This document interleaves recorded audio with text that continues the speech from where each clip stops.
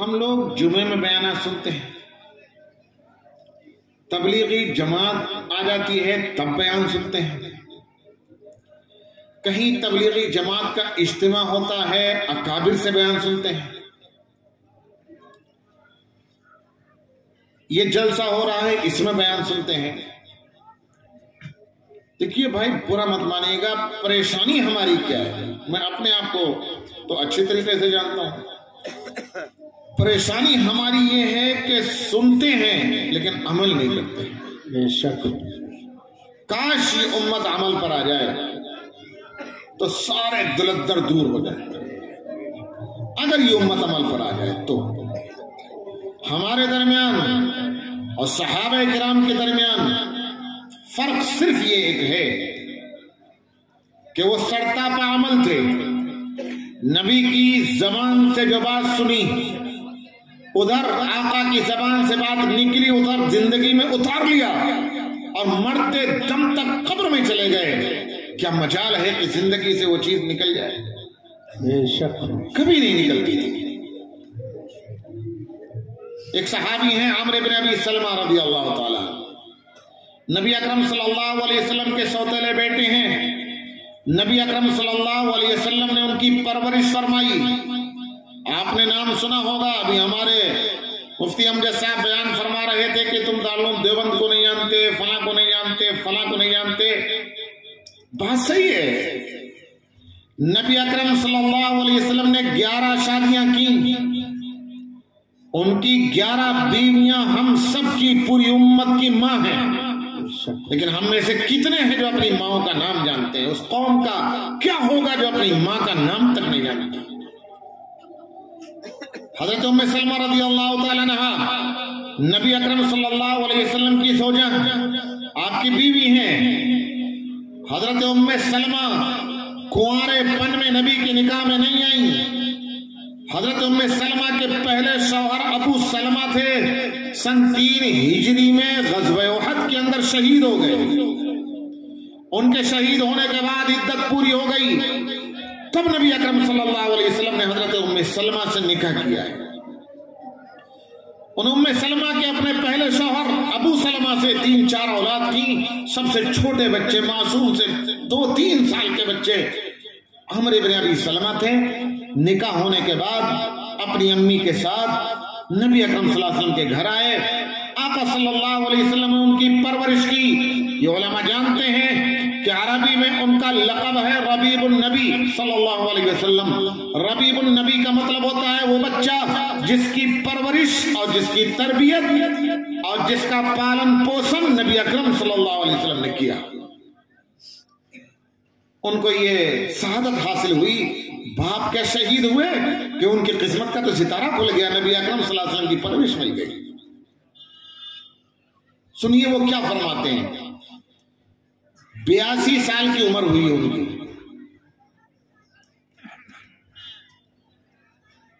نبی اکرم صلی اللہ علیہ وسلم کی ہجرت کرنے سے، مدینہ منورہ ہجرت کرنے سے 2 سال پہلے وہ پیدا ہوئے۔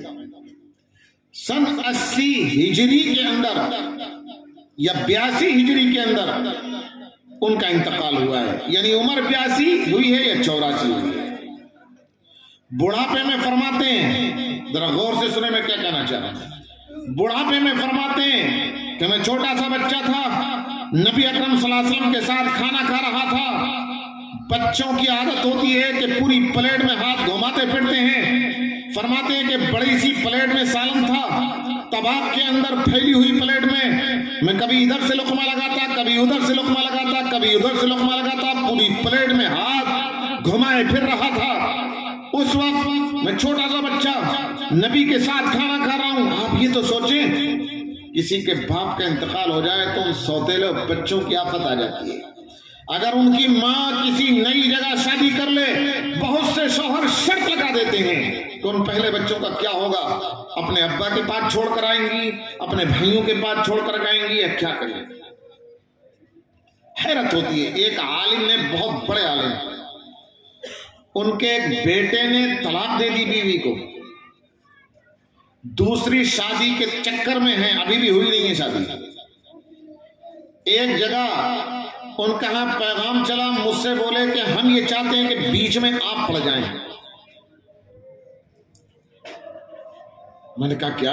اچھا ہے اگر میرے واسطے سے، میرے ذریعے سے شادی ہو جائے تو۔ بڑے عالم ہیں۔ جس لڑکی سے شادی کی بات چلی اس کے شوہر کا انتقال نکاح کے 1 سال بعد ہو گیا، کینسر کا مرض ہو گیا۔ کیا پتا تھا کسی کو کیسے کینسر کا مرض ہے؟ شادی ہوئی، ہنسی خوشی اچھی خاصی زندگی گزر رہی تھی، 6 مہینے کے بعد پتا چلا کیسے کینسر ہے، اور 6 مہینے میں چلا گیا اللہ کے یہاں۔ جوانی کے عالم میں جوان لڑکی، 1 سال شادی، والد کے انتقال کے بعد اس شوہر سے اس لڑکی کے پیٹ سے بچہ پیدا ہوا، یتیمی کی حالت میں۔ ایک بچہ ہے، تقریباً 8 سال کا بچہ ہے وہ اس وقت۔ اس سے یہاں رشتہ چلا۔ یہ بیچ میں بلا وجہ میں ایک بات یاد آ گئی، میں ذکر کر رہا ہوں اس کا۔ تو میں بیچ میں پیغام چلانے والا نہیں تھا، لیکن ان عالم صاحب نے کہا کہ بیچ میں آپ پڑ جائیں۔ میں نے کہا ٹھیک ہے۔ 1-2 دن بات چلی، میں نے لڑکی کے گھر والوں سے بات کی، وہ تیار تھے۔ ان عالم صاحب نے کہا، بڑے عالم ہیں، ان عالم صاحب نے کہا کہ ان سے یہ پوچھ لیجئے کہ وہ جو پہلے والے شوہر سے 8 سال کا بچہ ہے، 1 سال پہلے کی بات ہے، اس وقت تو 7 ہی سال عمر تھی، کہ وہ 7 سال کا بچہ ہے، اس بچے کا کیا ہوگا؟ وہ اس کو اس کے نانا دیکھیں گے یا کون پرورش کرے گا؟ وہ ہمارے ہاں نہیں آئے گا۔ میں نے کہا کہ حضرت، ان مولانا صاحب سے میں نے کہا کہ حضرت یہ جس سے بات کہلوانی ہو آپ اس کو بیچ میں ڈال لیجئے، یہ بات کہنے کے لیے میں بیچ میں نہیں پڑوں گا، نہ میں پہلے تھا اور نہ میں آگے رہنا چاہتا ہوں۔ بیچ میں 2-3 دن کے لیے میں آ گیا تھا، مجھ سے غلطی ہوئی، میں باہر گیا، ماشاءاللہ میں ادھر گیا نکل کر۔ میں نہیں کہوں گا یہ بات، اس بچے کی پرورش کون کرے گا؟ آپ نکاح کر رہے ہیں اس لڑکی سے یا اس لڑکے کو ٹکڑوں پر چھوڑنے کا انتظام کر رہے ہیں؟ آپ سوچے تو صحیح۔ خیر، یہ ہم مسلمانوں کا حال ہے عمل کا۔ نبی اکرم صلی اللہ علیہ وسلم نے پرورش کی عمرو بن ابی سلمہ رضی اللہ تعالیٰ عنہ کی۔ فرماتے ہیں کہ میں پلیٹ میں چاروں طرف کو لقمہ لگا رہا تھا اور گھما رہا تھا اپنے ہاتھ کو۔ اس وقت چھوٹے سے بچے، نبی اکرم صلی اللہ علیہ وسلم نے نصیحت فرمائی، کہا یا بنیا، یا عربی جاننے والے اساتذہ سے اور ان علماء کرام سے پوچھئے، یا بنیا بڑے پیار کا لفظ ہے، چھوٹے سے پیارے سے بچے کو کہا جاتا ہے میرے پیارے بچے، میرے محبوب، میرے بیٹے۔ آج کل کی زبان میں اگر میں کہہ دوں تو یہ کہہ سکتا ہوں کہ جیسے چھوٹے سے بچے کہتے ہیں ارے میرے گڈے ذرا بات تو سن، تو کہا یا بنیا، اے میرے پیارے بچے، بڑے پیار کے لہجے میں کہا۔ یہ کہا کہ عمرو میرے بیٹے، کل بسم اللہ، اللہ کا نام لے کر کھانا کھایا کرو، اور فرمایا کل بھی امینک، دائیں ہاتھ سے کھانا کھایا کرو۔ کچھ اوباشوں کے ایڈورٹائز کی وجہ سے ہمارے نوجوان دیکھتے ہیں کہ ٹیلی ویژن میں کرکٹ کے میچ کے بیچ میں بائیں ہاتھ سے کوکا کولا پی رہے ہیں، پیپسی پی رہے ہیں، ان کے ایڈورٹائز کو دیکھتے ہیں، ان کی نقل کرنے کے لیے ہمارے نوجوان کھڑے ہو کر دھڑلے سے فیشن میں بائیں ہاتھ سے پیپسی کو پینے کے لیے کھڑے ہو جاتے ہیں۔ میرے آقا نے تو یہ فرمایا کہ دائیں ہاتھ سے کھانا کھاؤ۔ تیسری نصیحت یہ فرمائی کل مما یلی، اس جانب سے کھانا کھایا کرو پلیٹ کا جو کنارہ تمہاری طرف ہے، دوسرے کنارے کی طرف کو ہاتھ بڑھا کر کے مت لے جاؤ۔ اس میں کھانا جو تمہاری جانب ہے وہی دوسری جانب ہے، تو دوسری جانب سے کیوں اٹھاتے ہو؟ اپنی جانب سے لقمہ اٹھاؤ۔ بڑے پیار کے لہجے میں 3 نصیحتیں عمرو بن ابی سلمہ رضی اللہ تعالیٰ عنہ کو نبی اکرم صلی اللہ علیہ وسلم فرمائی۔ 82 سال کی عمر ہوئی جب عمرو بن ابی سلمہ کو یہ امید ہو چلی کہ اب میں مزید زندہ رہنے والا نہیں ہوں، میں آخرت کے سفر پر جانے والا ہوں، تو لوگوں کو سبق سکھانے کے لیے اپنی عادت بیان کی۔ صحابہ کرام دکھلاوے کے آدمی نہیں تھے، جاتے جاتے یہ بات بیان کر دی کہ میں 3-4 سال کا بچہ تھا، اس وقت میں میرے آقا صلی اللہ علیہ وسلم نے مجھے نصیحت کی تھی، 3 نصیحتیں کی تھیں کہ بسم اللہ پڑھ کے کھا کرو، دائیں ہاتھ سے کھایا کرو اور اپنی جانب سے کھایا کرو۔ فرماتے ہیں اپنے پاس لوگ جو موجود تھے ان سے کہ وہ دن ہے اور آج کا دن ہے، بڑھاپے کی عمر آ گئی، 80-82 سال کی عمر ہو گئی، قسم کھا کر کہتے ہیں پوری زندگی میں روزانہ 3 وقت کھانا کھاتا ہوں، کسی ایک وقت میں بھی ان 3 سنتوں میں سے ایک سنت کا بھی نامہ نہیں ہوا ہے۔ پوری زندگی گزر گئی عمل کرتے کرتے۔ صحابہ کرام اس طریقے سے عمل کرتے تھے، اور ہم ہیں کہ سنتے ہیں اور عمل نہیں کرتے۔ ایک صحابی جمعے کے دن جمعے کی نماز پڑھنے کے لیے مسجد تشریف لا رہے تھے، ابھی مسجد میں داخل نہیں ہو پائے تھے، باہری راستے میں تھے۔ نبی اکرم صلی اللہ علیہ وسلم ممبر پر خطبہ دینے کے لیے کھڑے ہو گئے۔ آقا صلی اللہ علیہ وسلم نے دیکھا کہ کچھ لوگ مسجد کے کنارے پر کھڑے ہیں۔ آقا صلی اللہ علیہ وسلم نے دیکھ کر کے ایک مرتبہ صرف فرمایا ایھا الناس اجلسوا، لوگوں بیٹھ جاؤ۔ ایک مرتبہ کہا ایھا الناس اجلسوا، لوگوں بیٹھ جاؤ۔ جو مسجد میں صحابہ تھے آواز سنتے ہی وہاں بیٹھ گئے۔ حد تو یہ ہو گئی کہ وہ صحابی جو مسجد میں بھی آئے بھی نہیں تھے، مسجد کے دروازے سے باہر تھے، سڑک پر تھے، ان کے کان میں آواز پڑ گئی، وہ وہیں راستے میں بیٹھ گئے۔ آقا صلی اللہ علیہ وسلم نے کہا ابن مسعود، میں نے راستے میں بیٹھنے کو تو نہیں کہا تھا۔ جو جواب دیا وہ سننے کے لائق۔ کہا آقا مجھے بھی معلوم ہے کہ آپ نے راستے میں بیٹھنے کو نہیں کہا تھا، لیکن آپ نے تو اجلسو کہا تھا، بیٹھ جاؤ۔ آپ کی زبان سے یہ نکلے کہ بیٹھ جاؤ اور میرے کان میں یہ آواز پڑ جائے تو میں وہ دل کہاں سے لاؤں کہ فوراً اس پر عمل نہ کروں۔ میرے دل نے گوارا نہیں کیا کہ میں ایک قدم آگے کو بڑھاؤں۔ جب آپ نے کہا کہ بیٹھ جاؤ، میں وہیں پر بیٹھ کر رہ گیا۔ یہ فرق ہے ہم میں اور صحابہ کرام میں۔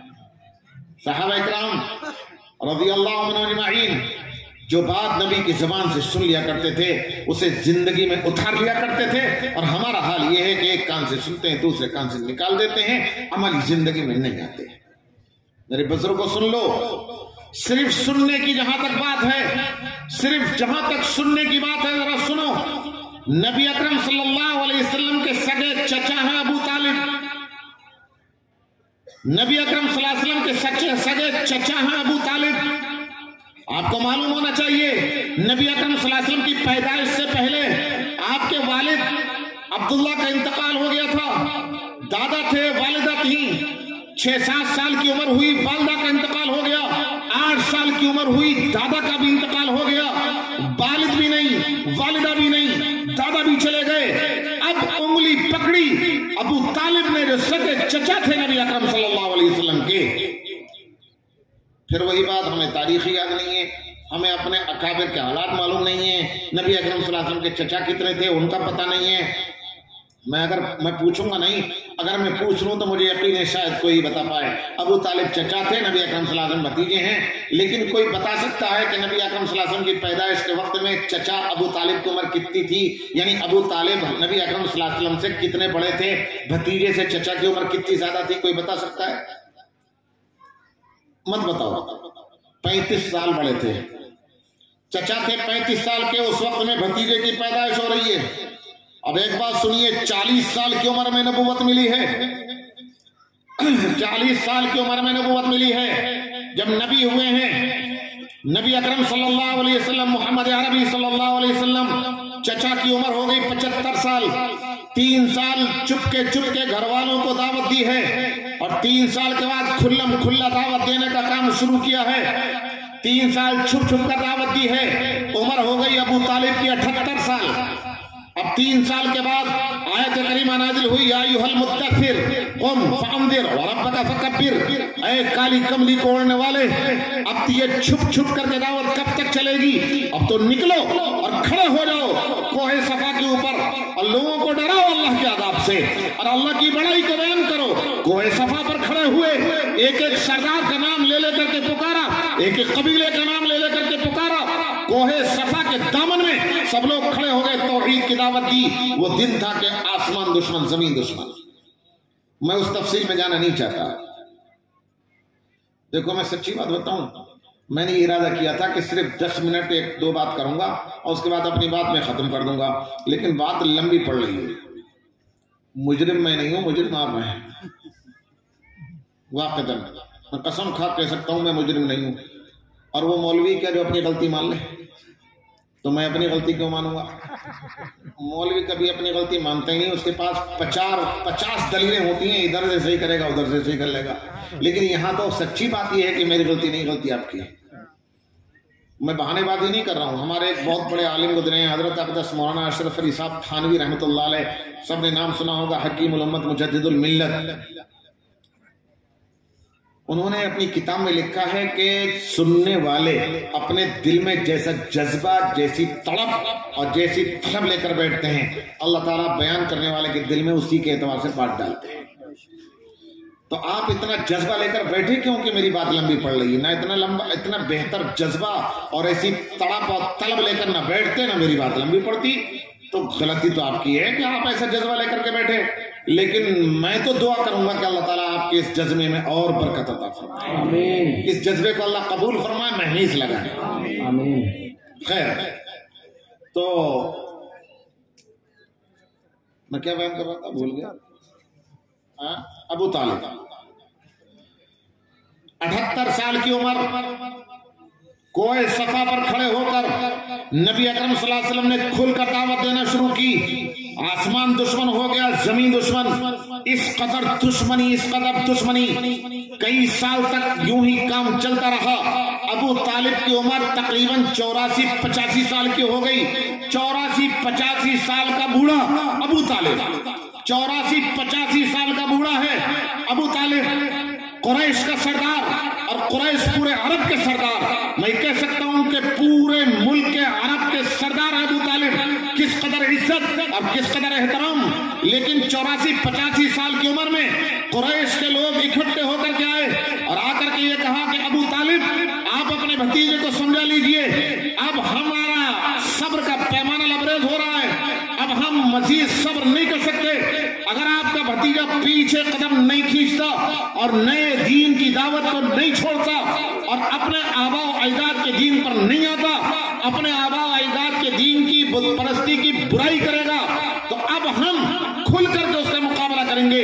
آپ آڑے آئیں گے تو آپ کو بھی نہیں چھوڑیں گے۔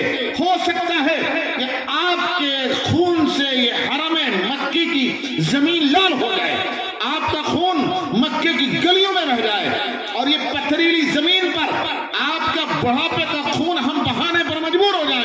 اپنے بھتیجے کو سمجھائیے کہ وہ اپنے قدم کو پیچھے کھینچے۔ کون بڑھاپے میں یہ نہیں چاہتا کہ میں عزت و احترام کے ساتھ دنیا میں جاؤں، آخر عمر میں پٹ پٹا کر کے کیوں جاؤں میں آخرت میں؟ ہر بڑا یہ چاہتا ہے کہ زندگی پوری عزت و احترام کے ساتھ گزری ہے تو بنی بنائی عزت میری اخیر عمر میں بڑھاپے میں خراب نہ ہو۔ کہتے ہیں کہ باپ بھی جب یہ دیکھتا ہے کہ میری اولاد بڑی ہو گئی، اگر میں نے زیادہ انہیں تنگ کیا، زیادہ ڈانٹ ٹپٹ کی تو یہ میری عزت سے کھلواڑ کر سکتی ہے، تو اولاد کے سامنے بھی اولاد باپ سپر ڈال دیتا ہے۔ قریش کے لوگ تو حضرت ابو طالب کے اولاد نہیں تھے، ابو طالب کے اولاد نہیں تھی، وہ تو ان کے قبیلے کے تھے، اور سیدھے چیلنج کر کے چلے گئے کہ دیکھیے اب اپنے بھتیجے کو سمجھائیے کہ وہ قدم پیچھے ہٹائیں، ورنہ بیچ میں آپ آ رہے ہیں تو آپ سے بھی نمٹا جائے گا۔ گھبرا گئے، ڈر گئے، نبی اکرم صلی اللہ علیہ وسلم کو بلایا اور ماجرا رکھ دیا۔ نبی اکرم صلی اللہ علیہ وسلم نے کہا چچا جان، مجھے معلوم ہے کہ 8 سال کی عمر میں آپ نے میری انگلی پکڑی اور کبھی میرا ساتھ نہیں چھوڑا، میں 50 سال کا ہونے کو آیا، کبھی میرا ساتھ نہیں چھوڑا، ہمیشہ ساتھ کھانا کھلایا، ملک شام کا سفر کیا، آپ مجھے ساتھ لے کر کے گئے، کسی کے بھروسے کسی کے حوالے کر کے مجھے چھوڑ کر کے نہیں گئے، میرے حوالے سے کسی پر بھروسہ نہیں کیا، کبھی 1 منٹ کے لیے مجھے اپنے آپ سے آپ نے جدا نہیں کیا۔ لیکن اگر آپ پریشان ہو گئے ہیں میری پشت پناہی سے، تو آپ سے ادب درخواست ہے کہ آپ میری پشت پناہی سے پیچھے ہٹ جائیں، آپ میری پیٹھ سے اپنا ہاتھ ہٹا لیں۔ میں آپ کے بلبوتے پر نہیں، آپ کی مدد کے بلبوتے پر دعوت کا کام کرنے کے لیے کھڑا نہیں ہوا ہوں، میں ایمان کی، توحید کی، رسالت کی دعوت دینے کے لیے کھڑا ہوا ہوں، اس اللہ کی طاقت کے بلبوتے پر جس نے مجھے نبی بنا کر بھیجا ہے۔ میں یہ کیوں واقعہ سنا رہا ہوں ابھی میں بتاؤں گا آپ کو۔ ابو طالب نے دیکھا کہ اتنی ہمت، کہا کہ بیٹا بھتیجے، میں نے زندگی بھر تمہارا ساتھ نہیں چھوڑا ہے تو اب بھی نہیں چھوڑوں گا۔ کہا جب تمہارا پختہ اتنا ارادہ ہے تو بڑھو آگے، جب تک ابو طالب کی رگوں میں خون توڑ رہا ہے تمہارا کوئی بال بیٹا نہیں کر سکتا، میں تمہارا ساتھ نہیں چھوڑوں گا، چاہے بڑھاپے میں مجھے قتل ہونا پڑے، بڑھاپے میں مجھے اپنا خون بہانا پڑے، لیکن تمہارا ساتھ میں نہیں چھوڑوں گا۔ آپ اندازہ کرو کہ ابو طالب بھتیجے سے کس قدر محبت کرتے تھے اور کس قدر بات سنتے تھے۔ میں یہ سمجھانا چاہتا ہوں کہ عمل کے بغیر کچھ نہیں ہے. اخیر عمر ہے, بیماری میں مبتلا ہے, آخری سانسیں چل رہی ہیں, بستر پر لیٹے ہوئے ہیں. نبی اکرم صلی اللہ علیہ وسلم کو اطلاع ملی کہ چچا جان کی آخری سانسیں ہیں. ابو طالب کے سرہانے پہنچے, سرہانے پہنچ کر کے کہا کہ چچا جان پوری زندگی آپ نے میری انگلی پکڑے رکھی, میرا ساتھ دیا, کبھی میری پشت پناہی نہیں چھوڑی. اب آپ کا آخری وقت ہے, آپ ایک بار کلمہ پڑھ لیجئے اور اطاعت کر لیجئے, فرما برداری کر لیجئے, میری بات مان لیجئے اور میری بات پر عمل پیرا ہو جائیے, عملی زندگی میں آ جائیے. آپ جانتے ہیں کہ میں حق پر ہوں, لیکن صرف جاننے سے کام نہیں چلتا, آپ عمل پر آ جائیے. ایک مرتبہ کلمہ پڑھ لیجئے, باقی اللہ تبارک و تعالیٰ کے ہاں سفارش کر کے آپ کو بچانا اور جنت میں داخل کرانا میرا کام ہے. ایک مرتبہ کلمہ پڑھ لیں. ابو سفیان اس وقت تک مومن نہیں ہوئے تھے, وہیں برابر میں پٹی سے بیٹھے ہوئے تھے. ابو سفیان نے پن ماری, کافر تھے اس وقت, بعد میں سن 8 ہجری میں فتح مکہ کے موقع پر مومن ہو گئے تھے. برابر میں بیٹھے ہوئے تو انہوں نے پن ماری. کہا ابو طالب کیا مرتے مرتے بھتیجے کا کلمہ پڑھ لیں گے, آبا و اجداد کے مذہب کو چھوڑ جائیں گے اور بھتیجے کے دین میں داخل ہو کر کے چلے جائیں گے, آپ کی آنکھ بند ہو جائے گی, لیکن پورا عرب آپ کو تانا دیتا رہے گا کہ مرتے وقت میں آخری سانسوں میں ابو طالب ڈر گئے تھے اور بھتیجے کے مذہب پر عمل کر کے دنیا سے رخصت ہو گئے. آخری سردار تھے, عربوں کا تکبر, عربوں کی نخوت اور پورے عرب کے سردار. دماغ اچھل گیا اور دل اچھل گیا, ابو سفیان کا پن مارنا کام آ گیا. کہا کہ بھتیجے میں جانتا ہوں تو حق پر ہے, لیکن مجھے کفر پر مرنا منظور ہے, یہ منظور نہیں ہے کہ میرے مرنے کے بعد کفر. مجھے عرب والے تانا دیتے رہے کہ اخیر عمر میں بھتیجے کی اطاعت کر گیا تھا. بات نہیں مانی, یعنی کہنا یہ چاہتا ہوں کہ سنا خوب بات کو, یقین تھا کہ حق پر ہیں, لیکن عملی زندگی میں نہیں آئے, عملی زندگی میں نہیں آئے, عمل اختیار نہیں کیا. ابو طالب نے, بخاری شریف کی حدیث سنا رہا ہوں, ایک موقع پر نبی اکرم صلی اللہ علیہ وسلم کے دوسرے چچا حضرت عباس رضی اللہ تعالیٰ عنہ نے پوچھا کہ محمد میرے بھتیجے اللہ کے رسول, ابو طالب تمہارے چچا تھے, پوری زندگی تمہارا ساتھ دیا تھا, پوری زندگی تمہارا ساتھ دیا تھا, کیا تمہارے نبی ہونے سے آخرت میں انہیں کچھ فائدہ ہوگا؟ پوری زندگی تمہارا ساتھ دیا تھا, کیا تمہارے نبی ہونے سے آخرت میں کچھ ان کو فائدہ ہوگا؟ کہا چچا جان ابو طالب کو صرف اتنا فائدہ ہوگا, دوسرے غیر مومنین کو پورا کا پورا جہنم میں جھونک دیا جائے گا. ابو طالب کو صرف ٹخنوں تک کا عذاب دیا جائے گا, یعنی ان کے پیر ٹخنوں تک آگ کے اندر دبے ہوئے ہوں گے, اوپر کا پورا جسم آگ سے باہر ہوگا, لیکن ٹخنوں تک کی جو آگ ہوگی اس کی شدت کا بھی یہ عالم ہوگا کہ آگ ٹخنوں تک ہوگی, لیکن ان کی کھوپڑی ہانڈی کی طرح پکڑی ہوگی. یہ بخاری شریف کے اندر روایت موجود ہے. حضرت عباس رضی اللہ تعالیٰ عنہ کے سوال کے جواب میں یہ بات کہی تھی. میں نے اسی لیے یہ بات سنائی ہے کہ دیکھو عملی زندگی میں اگر آ گئے اور عمل کو اختیار کر لیا تو کامیابی ورنہ نہیں ہے. اسی بخاری میں ایک موقع پر نبی اکرم صلی اللہ علیہ وسلم نے فرمایا, اپنے خاندان کا نام لے کر کے, یا معاشر قریش, اے خاندان قریش کے لوگوں, کچھ عمل کر لو تم, میں تمہارے خاندان کا ہوں, لیکن آخرت میں جب حساب و کتاب ہوگا ہو سکتا ہے تم مجھ سے مدد طلب کرو اور میں تمہاری مدد نہ کر سکوں. پھر اور آگے بڑھے, اپنی پھوپھی صفیہ کا نام لے کر کے کہا, یا صفیہ بنت عبد المطلب اعملی, یہ کہا اے صفیہ بنت عبد المطلب عمل کر لو اور دنیا میں تیاری کر لو آخرت کی, کہیں ایسا نہ ہو کہ آخرت میں تم مجھ سے مدد طلب کرو اور میں مدد نہ کر سکوں. فرمایا فإنی لا اغنی عنک من اللہ شیئا, میں اللہ تعالیٰ کی جانب سے, اللہ کی سزا کی طرف سے میں تمہیں ذرہ برابر بھی بے نیاز نہیں کر پاؤں گا اگر پکڑ ہو گئی. اس لیے عمل کر کے انتظام کر کے جاؤ. پھوپھی سے کہا تھا, چچا کا عباس کا نام لے کر کے کہا, اور حد تو تب ہو گئی جب فاطمہ کا نام لیا, جو بیٹی تھی نبی اکرم صلی اللہ علیہ وسلم کی, اور اتنی پیاری بیٹی, اتنی چہرتی بیٹی کہ نبی اکرم صلی اللہ علیہ وسلم نے حضرت فاطمہ کے بارے میں یہ فرمایا تھا, فاطمہ تو بضعۃ منی, فاطمہ میرے جسم کا ایک ٹکڑا ہے. جیسے جسم کا ٹکڑا ایک ہاتھ ایک پیر, اگر پیر میں زخم لگے پورے جسم کو تکلیف ہوتی ہے, ہاتھ میں زخم لگے پورے جسم کو تکلیف ہوتی ہے, اسی طریقے سے فرمایا فاطمہ میرے جسم کا ٹکڑا ہے, محسوس کرتا ہے.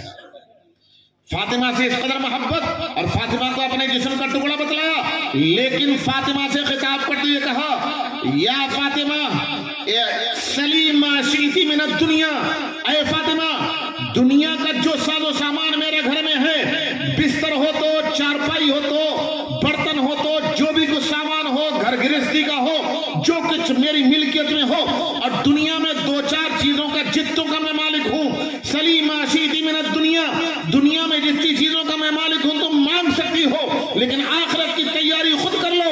آخرت میں ہو سکتا ہے تم مجھ سے کچھ مانگو اور میں نہ دے پاؤں, فإنی لا اغنی عنک من اللہ شیئا, اللہ کے یہاں میں تمہیں ذرہ برابر بھی بے نیاز نہیں کر پاؤں گا. جب فاطمہ سے یہ کہہ دیا تو ہمارا آپ کس کھیت کی مولی ہیں, ہمارا آپ کا کیا بنے گا. اس لیے میرے بزرگوں عملی زندگی پر آؤ, عملی زندگی پر قرآن و سنت کے احکام کو علماء سے پوچھ کر کے عمل کرو. ایک بات اور کہوں گا, اس کے بعد میں اپنی بات ختم کر دوں گا. میں پھر کہوں کہ مجھے تو لگتا ہے کہ میری تکانی دور ہو گئی آپ کے جذبے کو دیکھ کر کے. آخری بات اور کرتا ہوں. ایک حدیث آپ نے سنی ہوگی, نبی اکرم صلی اللہ علیہ وسلم نے فرمایا, حدیث 12 سنی ہے, کوئی نئی بات نہیں بتلا رہا ہوں, مجھے یقین ہے مجمع میں کوئی آدمی ایسا نہیں ہوگا جس نے حدیث نہیں سنی. نبی اکرم صلی اللہ علیہ وسلم نے فرمایا کہ اپنے بچوں کو جب 7 سال کے ہو جائیں تو نماز پڑھنے کو کہو. سنا ہے نا, یہ حدیث سنی ہے. ہر والد کی ذمہ داری ہے کہ بچہ 7 سال کا ہو جائے تو نماز پڑھنے کو کہو. پڑھتا ہے تو بہت اچھا, نہیں پڑھتا ہے سمجھا بجھا کر کے نماز پڑھنے کی عادت ڈلواؤ, نماز پڑھنے کی عادت ڈلواؤ, سمجھا بجھا کر کے پیار سے سمجھاؤ. نماز پڑھتا ہے بہت اچھا, نہیں پڑھتا ہے 10 سال کا ہو گیا تو 10 سال تک سمجھاتے رہو. جب 10 سال کا ہو جائے, آقا نے فرمایا کہ نماز پڑھنے کو کہو. 10 سال کا ہونے کے باوجود اگر نماز نہیں پڑھتا تو اس کی پٹائی کرو, اور پٹائی کر کر کے اس کی نماز پڑھنے کی عادت ڈلواؤ. اور پٹائی بھی کرنی ہے تو شریعت کی روشنی میں, ایسا نہ ہو کہ پولیس تمہیں گھر لے جائے. اتنا مت ماری ہو, شریعت کی روشنی میں مارو گے تو پولیس کو کوئی موقع نہیں ہے کچھ کہنے کا. شریعت کا حکم کیا سن لو, 10 سال کا بچہ ہے نماز پڑھنے کو کہو, پڑھتا ہے بہت اچھا, نہیں پڑھتا ہے تو مارو. اور شریعت نے یہ فرمایا کہ چہرے پر نہیں مارنا ہے, نازک مقامات پر نہیں مارنا ہے, ڈنڈے سے نہیں مارنا ہے, صرف ہاتھ سے پٹائی کرنی ہے, اور وہ بھی اتنی تیز نہیں کہ بچے کے بدن پر لال یا نیلا نشان پڑ جائے. تو سیدھے سیدھے مطلب یہ ہوا کہ مارنا ہے ایسا ہلکا مارنا ہے کہ بچے پر کوئی اثر نہ ہو, اس کے دل و دماغ میں تھوڑی سی ہیبت اور تھوڑا سا خوف طاری ہو کہ اگر میں نے نماز نہیں پڑھی تو ابو میری پٹائی کریں گے. تو ڈرا دھمکا کر کے نماز پڑھنے کی عادت ڈلواؤ. میں نے یہ حدیث اسی سنائی ہے, 7 سال کا بچہ ہو, آپ اس سے کہیں کہ بیٹا نماز پڑھو, آپ نے اسے نماز یاد نہیں کروائی ہے, سبحانک اللہم آپ نے یاد نہیں کرایا, تحیات آپ نے یاد نہیں کرائی, درود شریف آپ نے یاد نہیں کرائی, سورہ فاتحہ آپ نے یاد نہیں کرائی, قل واللہ احد آپ نے یاد نہیں کرائی, تسبیحات آپ نے یاد نہیں کرائی, نماز کا طریقہ آپ نے نہیں بتایا, نماز کے فرائض آپ نے اسے نہیں سکھائے, نماز کی سنتیں آپ نے نہیں سکھائیں. 7 سال کا ہو گیا, آپ اس سے کہیں گے کہ بیٹا نماز پڑھو. نبی اکرم صلی اللہ علیہ وسلم کی حدیث پر عمل کرتے ہوئے وہ اپنی معصوم زبان سے آپ کے جرم کو بیان کر دے گا, اور یہ کہے گا آپا جان مجھے آپ نے نماز تو یاد نہیں کرائی, نماز کا طریقہ نہیں بتلایا, نماز کے فرائض نہیں سکھائے, نماز کی سنتیں نہیں سکھائی, میں نماز کہاں سے پڑھوں. وہ بظاہر کا اپنا عذر بیان کر رہا ہے کہ مجھے نماز یاد نہیں ہے, نماز کا طریقہ یاد نہیں ہے, لیکن حقیقتاً وہ آپ کی غلطی کو بیان کر رہا ہے, اور وہ یہ کہہ رہا ہے آپ سے کہ ذمہ داری آپ کی تھی. میرا 7 سال کی عمر تو مجھے پہنچنے سے پہلے میری عمر 7 سال کے ہونے سے پہلے آپ مجھے نماز یاد کراتے, آپ مجھے نماز کا طریقہ بتلاتے, نماز کے فرائض سکھاتے, نماز کی سنتیں سکھاتے, لیکن آپ نے کچھ نہیں سکھایا. اب 7 سال کا میں ہو گیا تو آپ مجھ سے کہہ رہے ہیں کہ نماز پڑھو, میں کیسے نماز پڑھوں. وہ اپنا عذر بیان کر رہا ہے لیکن غلطی اور جرم آپ کا بیان کر رہا ہے. حدیث سے صاف بات معلوم ہوتی ہے کہ 7 سال کا بچہ ہو اس سے پہلے والد کی ذمہ داری ہے کہ اسے نماز یاد کرا دے. لیکن دوستو برا مت مانیو, آپ اپنی ذمہ داری کو ادا نہیں کرتے. کوئی کھیت میں کام کرنے صبح ہی نکل جاتا ہے, شام کو آتا ہے, کوئی دکان پہ نکل جاتا ہے, کوئی محنت مزدوری کرنے نکل جاتا ہے, کوئی اپنا رکشہ لے کر کے رکشہ چلانے کے لیے نکل جاتا ہے. بہت سے لوگ تو بچوں کو یہیں چھوڑ کر سعودی جا کر کے بیٹھ گئے, کوئی یو کے میں جا کر بیٹھ گیا, کوئی یو ایس میں جا کر بیٹھ گیا, کوئی قطر میں جا کر کے بیٹھ گیا, اپنا پیٹ پالنے کے لیے, گھر بار کو چلانے کے لیے آپ اپنے بچوں کے حوالے سے اپنی دینی ذمہ داری کو ادا نہیں کرتے، آپ اپنے بچوں کو قرآن یاد نہیں کراتے، آپ اپنے بچوں کو سورہ فاتحہ نہیں یاد کراتے، نماز یاد نہیں کراتے، طریقہ نہیں بتاتے، نماز کے فرائض نہیں بتاتے، نماز کی سنتیں نہیں بتاتے، آپ نے اپنی ذمہ داری کو چھوڑ دیا۔ ان علماء کرام نے سوچا کہ اگر امت کا یہی حال رہا، اپنی اولاد کو نئی نسلوں کو چھوڑ چھاڑ کر کے اپنا کاروبار میں لگے رہے، دنیا کمانے میں لگے رہے، تو نئی نسلوں کا کیا بنے گا؟ 10-20 سال کے بعد یہ نئی نسلیں وہ ہوں گی کہ جنہیں نماز یاد نہیں ہوگی، سورہ فاتحہ یاد نہیں ہوگی، سبحانک اللہم یاد نہیں ہوگا، کچھ یاد نہیں ہوگا۔ ان علماء کرام نے آپ کی ذمہ داری اپنے کندھوں پر لے لی۔ یہ جو مدرسہ بنا کھڑا ہے، یہ ان مولانا قاری رمضان صاحب کی یا کسی عالم کی ضرورت نہیں ہے، ضرورت یہ آپ کی ہے۔ یہ مدرسہ آپ کی ضرورت کو پوری کر رہا ہے۔ میں نے ابھی مولانا اشرف علی صاحب تھانوی رحمۃ اللہ علیہ کا نام لیا تھا، اب سے 100 سال پہلے کی بات بتلا رہا ہوں۔ 1943 میں ان کا انتقال ہوا ہے، 1943 میں۔ اس سے پہلے کی بات ہے تقریباً 100 سال پہلے کی، میرٹھ شہر میں، بہت دور نہیں، میرٹھ شہر میں حضرت مولانا اشرف علی صاحب تھانوی رحمۃ اللہ علیہ بیان فرما رہے تھے، واعظ فرما رہے تھے، جیسے میں ابھی اس وقت بیان کر رہا ہوں۔ بڑے جلالی عالم تھے، جلال آ گیا۔ اب جلال کی حالت میں کہا کہ لوگوں سنو، تمہارے 2 ہاتھ ہیں، ان علماء کے بھی 2 ہاتھ ہیں، تمہارے 2 پیر ہیں، ان علماء کے بھی 2 پیر ہیں، تمہارے جسم میں طاقت ہے تو ان علماء کے جسم میں بھی طاقت ہے۔ یہ اپنا پیٹ پالنے کے لیے تمہارے محتاج نہیں ہے کہ تم سے 1-1 روپیہ مانگتے پھرتے ہیں۔ یہ اگر مسجدوں کو چھوڑ دیں، مدرسوں کو چھوڑ دیں اور مسجد مدرسوں کو چھوڑ کر اپنے پیٹ پالنے کے انتظام پر لگ جائیں، کوئی کھیت میں کام کرنے لگے گا، کوئی رکشہ چلانے لگے گا، کوئی دکان میں بیٹھ جائے گا، کوئی محنت مزدوری کر لے گا، صبح کو نکل کر شام کو 500 روپے لے کر کے گھر میں گھسے گا اور آپ کی طرح اپنے پیٹ پالنے کا انتظام یہ کر لیں گے۔ لیکن تم یہ سوچو کہ اگر انہوں نے مسجدوں کو چھوڑ دیا، انہوں نے مدرسوں کو چھوڑ دیا اور اپنے پیٹ پالنے میں لگ گئے، تو یہ تو اپنے پیٹ کے پالنے کا انتظام کر لیں گے اور یہ مدرسوں سے باہر نکل جائیں گے، تو تمہاری نسلوں کے ایمان کا اور اسلام کا کیا بنے گا؟ ان کی حفاظت کرنے والا کون ہوگا؟ یہ حضرت مولانا اشرف علی صاحب تھانوی رحمۃ اللہ نے فرمایا تھا۔ اس لیے دوستو یقین کر لو، یہ علماء تمہارے محتاج نہیں ہیں، آپ اپنی نسلوں کا ایمان اور اسلام بچانے کے لیے ان علماء کے محتاج۔